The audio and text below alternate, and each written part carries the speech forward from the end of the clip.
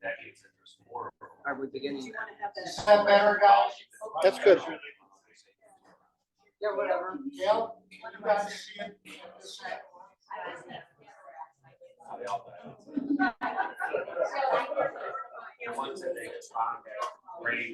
So it wouldn't matter. How's it looks now, kiddo? Even better.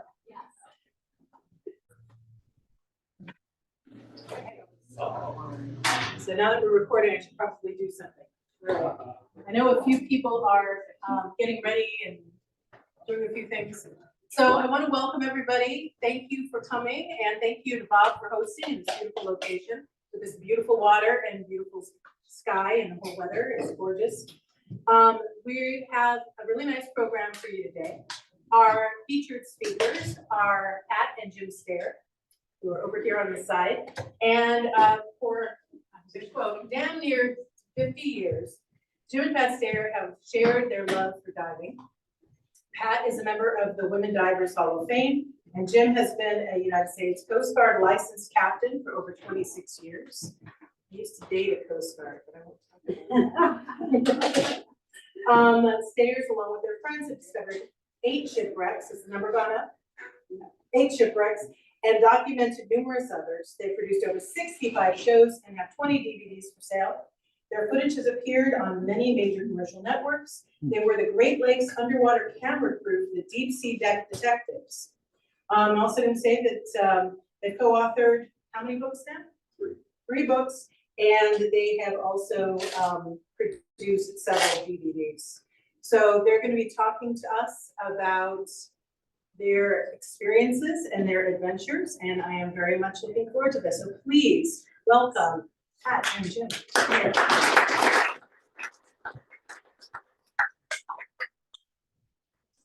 I wouldn't call us the feature because there's several other people giving presentations. Short mini presentations. It's good. We're going to do something on the Great Lakes, something on saltwater. We're doing a lot of stuff with saltwater now. Lately, the Great Lakes have gotten full. And we still have a couple boats that we go out with, and that can fill in a little more. Tell about the history of it. Oh, well, actually, I think since we have so many programs, we're going to get started. We'll take questions afterward. Now, some of the footage in here is old because we actually interviewed survivors. And so you'll see some of the footages not as up to date. The first one is on the Cedarville. It went down 65, and it was a new captain, and he wanted to do stuff for the what the owners wanted, and they went out in foggy weather at full speed and ran into another ship. And when he got into trouble, he called in, which a lot of people don't know because they kept it quiet. And the people in the office told him they wanted to beach it about 6 miles away at Macklin City. When a quarter mile away, there was a reef, he could have put it up on. They didn't do that. We'll find the rest of the story here.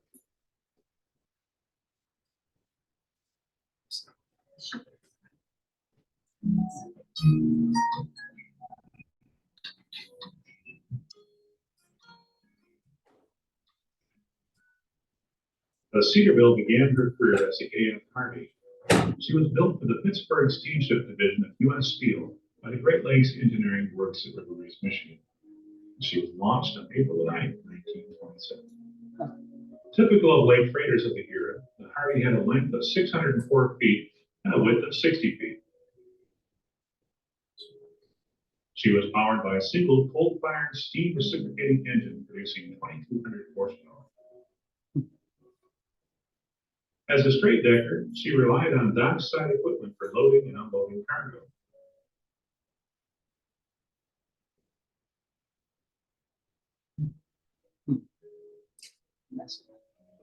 A rare sight on the lakes today, here we see powered shovels called hewletts at work unloading such a ship. In 1956, the Harvey was sold to the Bradley Transportation Line. At the end of the 56 season, she was taken to the Defoe Shipbuilding Company of Bay City, Michigan for conversion to a self-unloader. The 250-foot boom was built on shore in 3 sections. The sections were lifted on board and joined together on deck. Conversions completed, the Harvey was ready to join the Bradley's fleet of self-unloaders for the 1957 season. On May 25th, 1957, almost the entire population of the town of Cedarville turned out when the A.F. Harvey was rechristened to Cedarville to honor the town. After the naming ceremony, there was an open house at the plant and tours were conducted on the steamer before it left Fort Dolomite with a load of stone. Little was heard of the Cedarville over the next few years as she toiled up and down the lakes carrying her cargoes of limestone from hungry steel mills and cement plants. When the Cedarville was spinning out in preparation for the 1965 season, Elmer Fleming arrived aboard to serve as her captain. Fleming had been the first mate and one of only 2 survivors when the Carl D. Bradley had broke apart and sank in November 1958. Fleming had served as the Cedarville's captain on previous occasions, but had earned a reputation of being very cautious about taking his ship out in bad weather. As Fleming came aboard, he was greeted by the sight of snow and ice a foot deep on the Cedarville's deck. Giving his bags to a deckhand to carry to his cabin, Fleming left the ship only to return a half hour later. Retrieving his bags and giving no explanation, Fleming left the ship not to return. As a result, First Mate Martin Joppich was elevated to captain and put in command of the Cedarville. At 5:01 on the morning of May 7th, the Cedarville departed calcite bound for Gary, Indiana, with a cargo of 14,400 tons of limestone. Seas were calm, although visibility was reduced somewhat by a light fog. Making her full speed at 12.4 miles per hour, the Cedarville proceeded towards the Straits of Mackinac, arriving at the Sheboygan traffic buoy at 8:42 a.m. Visibility dropped as the fog thickened, yet the Cedarville continued towards the bridge at top speed. Using radar to navigate and sounding fog signals, the Cedarville's captain anticipated little trouble in avoiding other ships and hazards as he made his way to Lake Michigan. To give you an idea of how thick the fog was in the Straits area, earlier that morning, the 504-foot freighter J.E. Upson had run into the Grays Reef Lighthouse, rudely awakening the lighthouse's 3-man crew. Approximately 4 miles from the Mackinac Bridge, the Cedarville established radio contact with the German vessel Weissenberg, which was heading east in the Mackinac Bridge channel. The 2 captains agreed to a port-to-port passing, and the Cedarville altered course slightly to the right. The Weissenberg passed beneath the Mackinac Bridge at 9:38 a.m., at which time the Weissenberg's captain radioed the Cedarville that there was a Norwegian vessel ahead of him. The Cedarville's captain attempted to communicate with the Norwegian vessel, which we now know was the top-down story. Bosun Peter Hahn describes the scene on the Weissenberg's bridge moments before the collision. We were in radio contact with the Cedarville, the captain, and we informed the captain on the Cedarville, be careful, there was another vessel in front of us, the toughest door that passed us. Wheelsman Leonard Gabriziak was in the pilot house of the Cedarville. Captain Martin Joppich was in the front window. Charles Cook was at the radar and I was at the wheel. All of a sudden, Charles Cook at the radar said that there was a ship closing in on us on port side. The chief mate said something would happen because 2 points on the radar screen started melting together like one. And he informed the captain that something must happen because he only could see 1 point. And the next thing I looked up and I could see the bow of the foreign ship coming out of the fog. And I looked around and seen a big gray bow coming through the fog. A job did a good job. Fellow worker, friend of mine, we all come outside and, hey Dave, come and look at this. As I walked out the door of the galley and stood at the railing and looked forward, we could see an ocean freighter coming out of the fog. When she hit us, there was a slight shudder of the boat because we were heavily loaded with limestone and low in the water, but nothing dramatic. We knew we were hit bad, so I said, let's go to our room and get our life jackets. The bow coming across was, I would say, over the boom of the Cedarville. Their bow was chewed right out. The front end was, just crushed right in. And our boat, didn't seem like it was pushed in that far.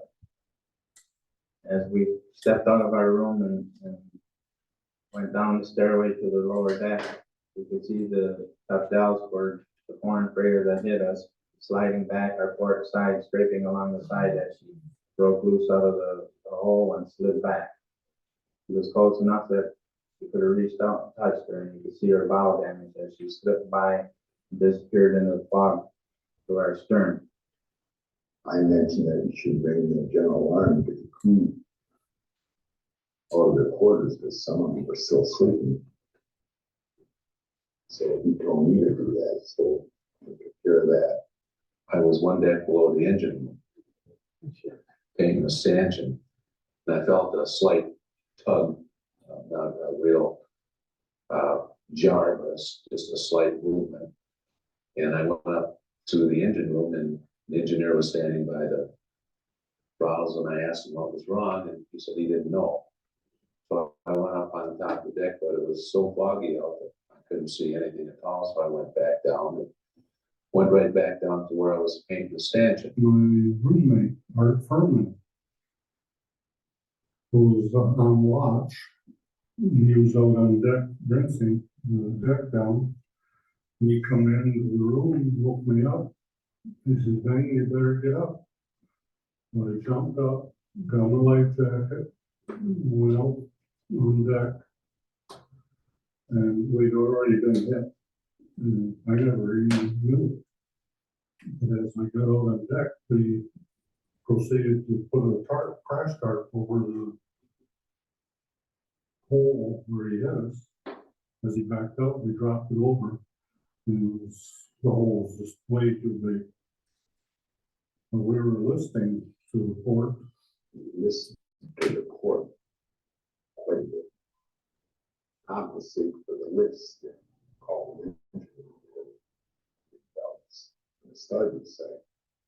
The boat listed port.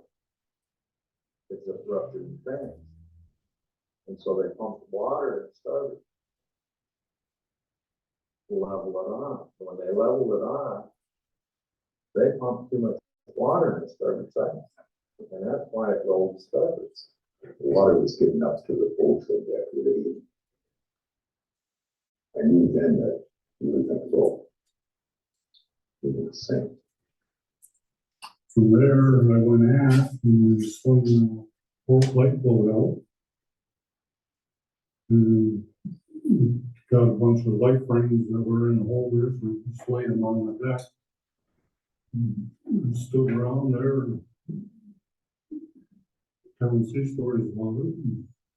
I thought, well, I better go back up and check again just to see what was going on. So I went back up, and just as I got back up to the engine room, the chief engineer come running down the ladder, and he looked at me and he said, "Son," he said, "you better get your life jacket on." So I immediately went up to my cabin and put my life jacket on. Then when I was on the deck, I could see that the boat was listed real bad to the port side. There was a number of us guys that were standing around laughing and joking, figuring, well, something happened. Somebody said we got hit by another ship, that we'd be going to the shipyard for a while. It would be pretty easy duty. So they lowered the lifeboats at that time down to the first rail. And then we heard talk that the captain was going to try and beach the ship. So we were still standing around, and all of a sudden the ship started listing real heavy towards starboard. Started running for the lifeboats. My lifeboat station was a starboard lifeboat. I returned to that station. There was half a dozen other crewmen in the lifeboat already. The bow was going down fast on the Cedarville, and she was starting to roll to starboard. While watching this, I decided that it was time to get out of the lifeboat. I jumped out of the lifeboat into the water, which was about a 10-foot drop. When I come up out of the water, I was facing away from the Cedarville. I quickly turned around. And at this time, I felt a shudder in the water as the bow of Cedarville slammed into the bottom. It started to roll right over the bow and under. And I grabbed Larry by the arm and I said, come on, let's go. And we ran across the pole bunker. And I just dove in. A lot of things go through your mind as far as life. The main thing I thought about was going to be my boy's first Christmas, and I wasn't going to be there. And I just held my breath. I thought I was going to explode. And I looked up and I could see light. And I just shot for the surface. I was not unconscious. And somehow I was thrown out of the lifeboat. The life rafts were floating. So I turned to the life raft and got on the life raft. As I turned around and looked at the Cedarville, the only thing left of her above the water was about 200 feet of her stern, completely upside down. Her wheel was still turning slowly. Bubbles was coming out around her upper railings as she settled down into the water. It seemed like a matter of seconds, and she disappeared out of sight. We had its loudspeakers going, and Captain called us that the Cedarville sunk. I rushed to my starboard lifeboat, and with 4 other people, he lowered the boat and he took off to look for survivors. Floating in the water, just word, guys, come and get me. Come pick me up, I want to get out of here. So after I prayed for a while, the life jacket started sinking. Seemed like it was sinking, water up to my chin. Jeez. And the life ring floated by, so I grabbed it. And it turned around and it's far your neck, so you can't see it. And all of a sudden, there's just followed this boat. And that was that German freighter. I made it through all this. And now I'm in a different, I was in the water. I have no idea how long. And they pulled up with the lifeboat from our shop. Shortly after that, the German ship come alongside us, and the mate, he threw a big line down. He comes sliding down that line. I never seen such seamanship. It doesn't matter what nationality are sailors, it's American sailors, Germans, Norwegian, or any nation. Sailors is like a brotherhood. We head out to the Lake Huron side of the Mackinac Bridge to make our dive on the Cedarville. The Cedarville can be a challenging dive, with the stern lying on its starboard side and the bow section lying nearly upside down.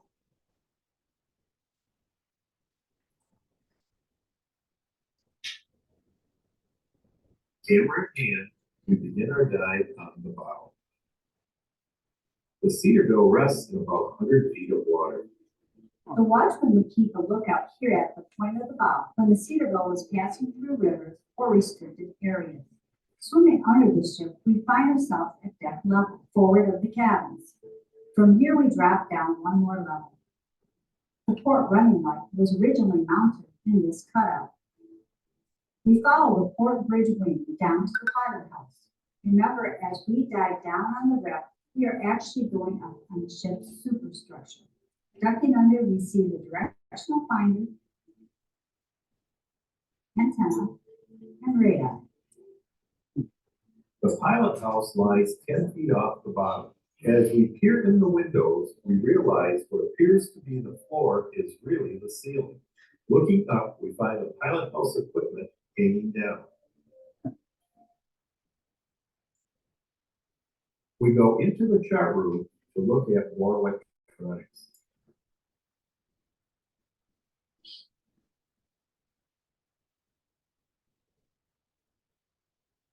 Making our way to the front of the pilot house, we enter the door and examine the upside down helm, which is missing its wheel. Nearby is the ship's radar.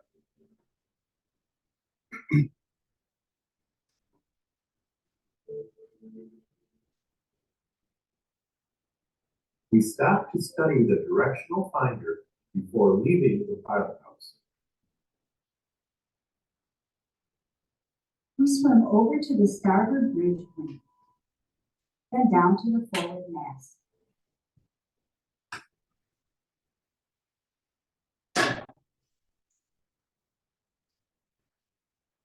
This ladder goes up, or should I say down to deck level.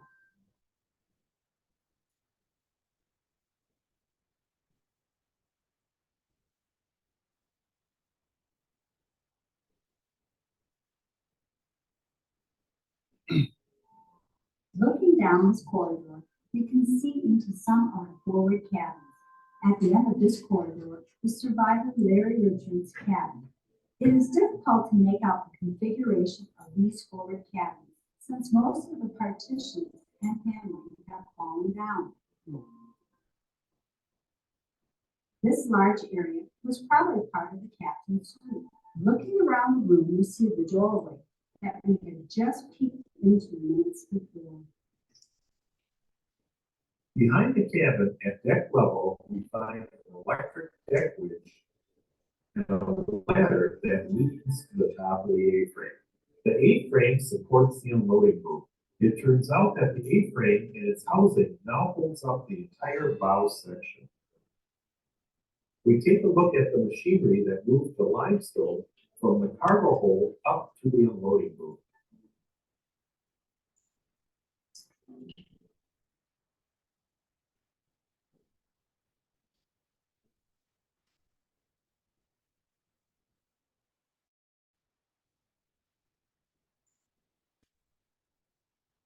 The stone was then dumped onto a conveyor belt, which travels the length of the unloading boom.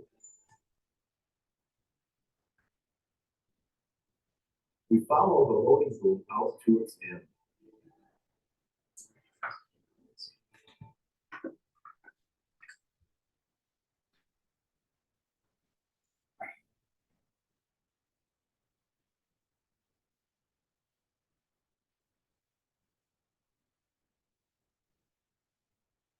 At the end, there is a spot for a deckhand to stand and an exposed roller to examine.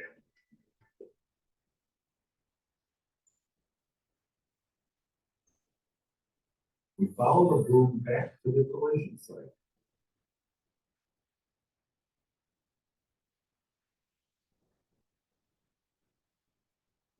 We investigate the break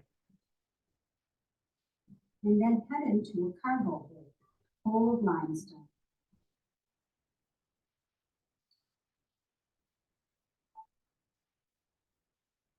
At the stern of the ship, just ahead of the smokestack, we duck into the engine room.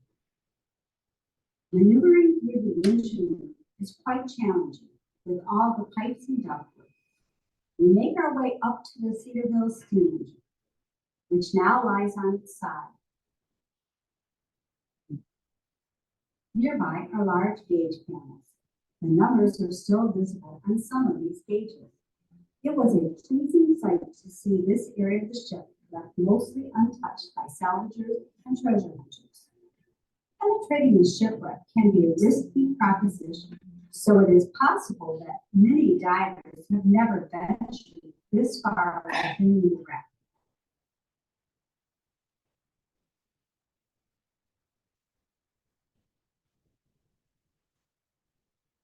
Leaving the engine room, we stop to examine the funnel, still trimmed in its red paint. A huge smokestack comes into view. Typical of most smokestacks, the size is just a facade. These two small pipes are all that are fit to vet the exhaust from the oil-filled boilers.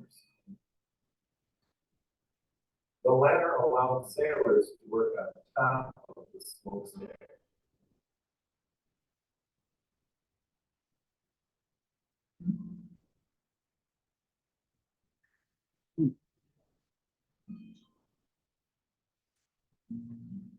This access door allowed the crewmen to maintain the ship's owners.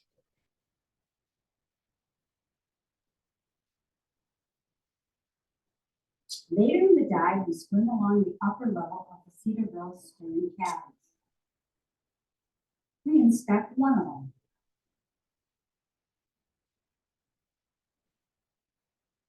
As you can see, the mattress is gone and the drawers are empty. Many of the floor tiles above have fallen.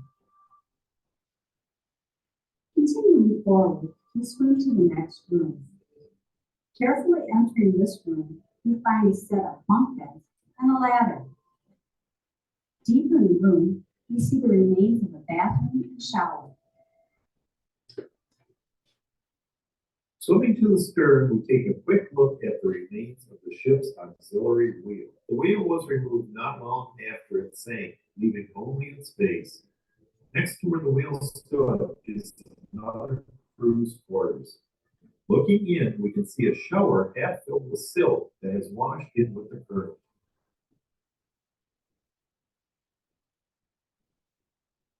We could even see some of the remains of the shower curtain. Now we are at the very stern end of the Cedarville. It seems strange to have a deck looming above our heads.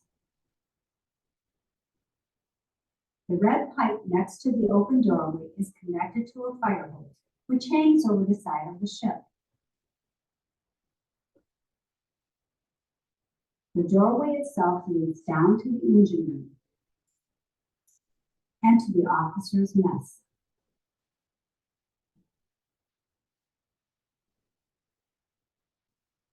Turning back to the stern, we swim under the rail. Looking up, we see the prop shaft without its propeller.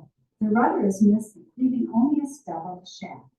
Our dive is almost over, but there's one more thing we have to see. On the very stern, we find the name Cedarville still visible.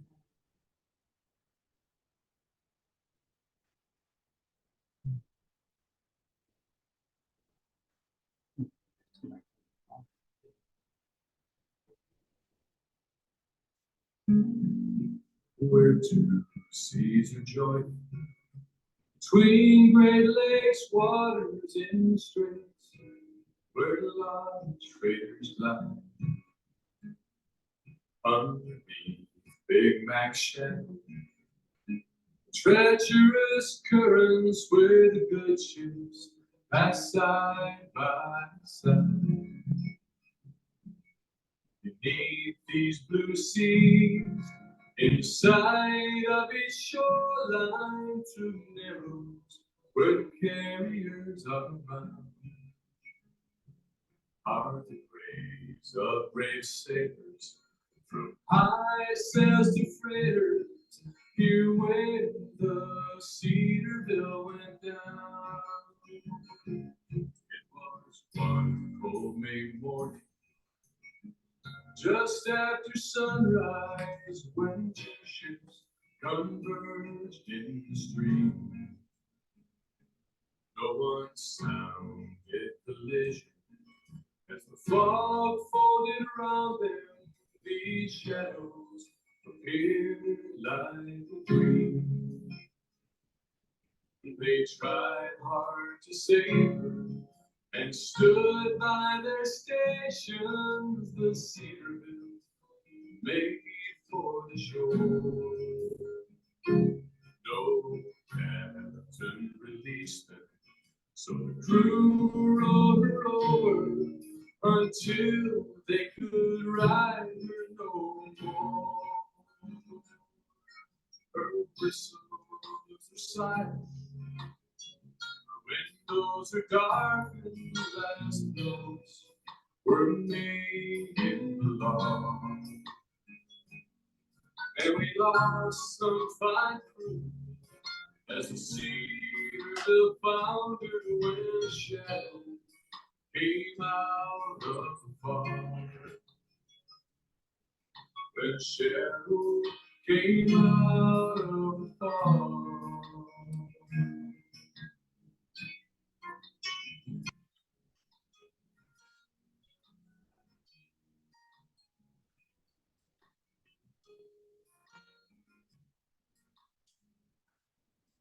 Now pray is for captains and company lawyers only morning remain for the crew. And I think of her home on the floor of the straits each time that our ship passes through. Oh, her whistles are silent, her windows are dark, and the last notes were made in the log. And we lost some fine crew as the Cedarville found her when a shadow came out of the fog. When a shadow came out of the fog.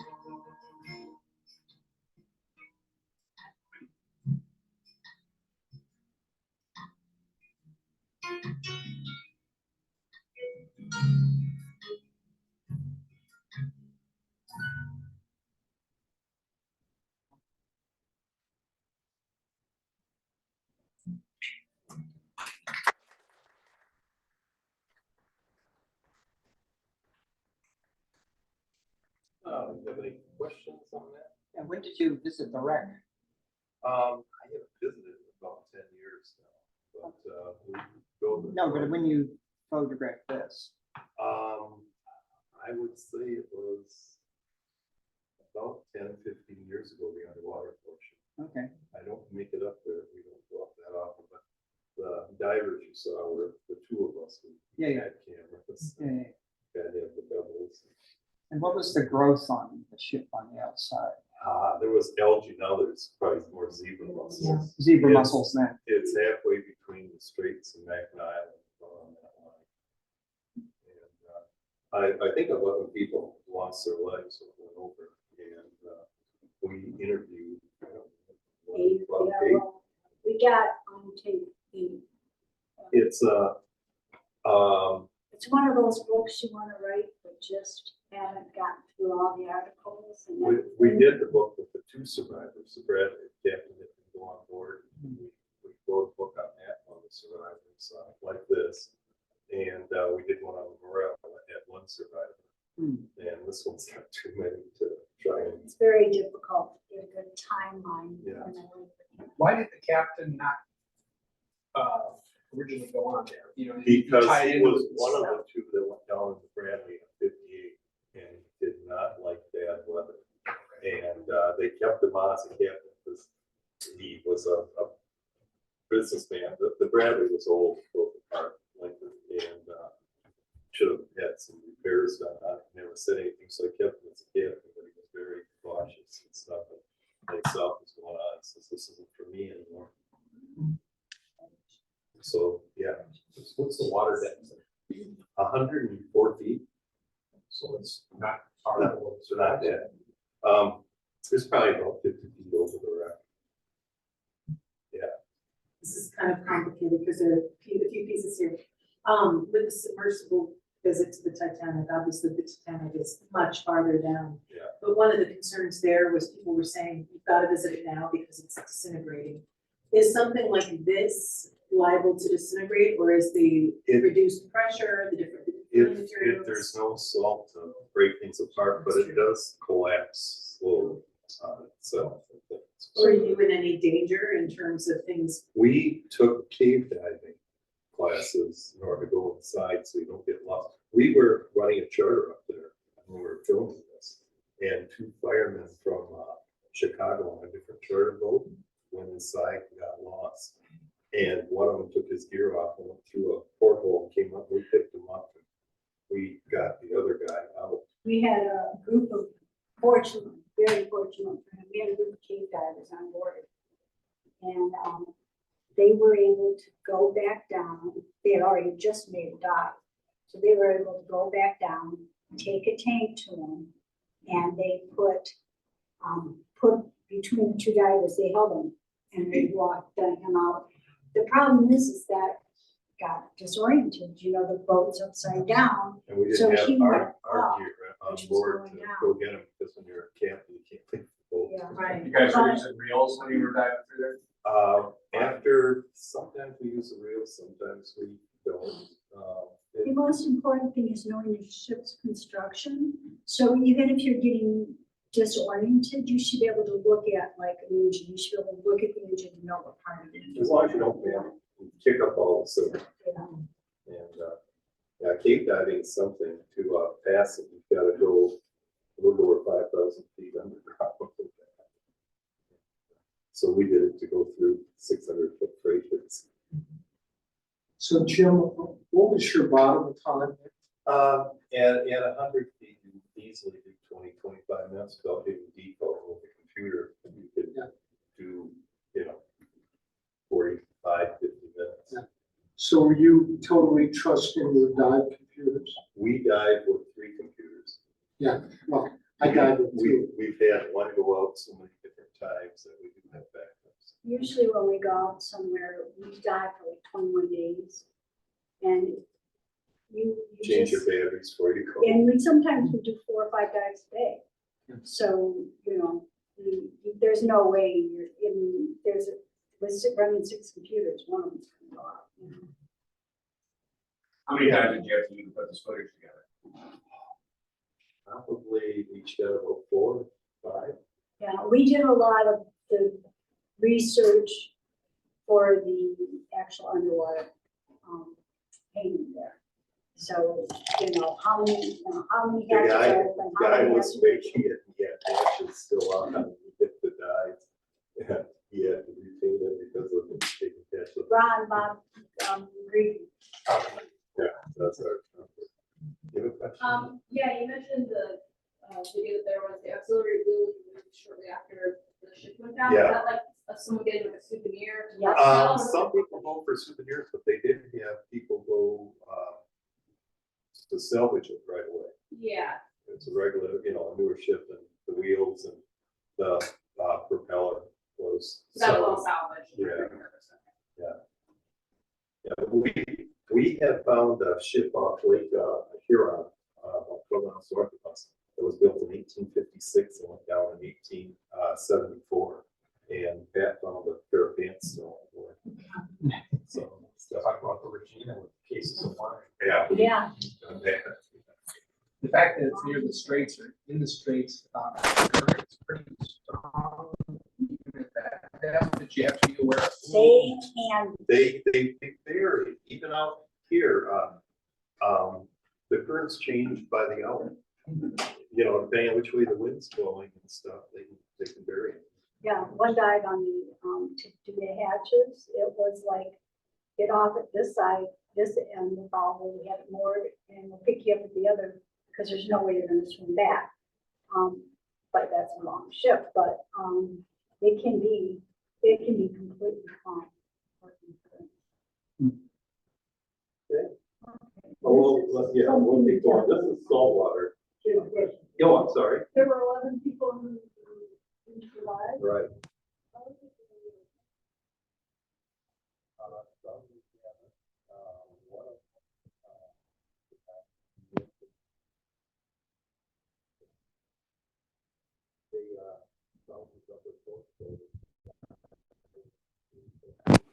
Thing, pulled up, and it was up on the course, so it was in because it was built on.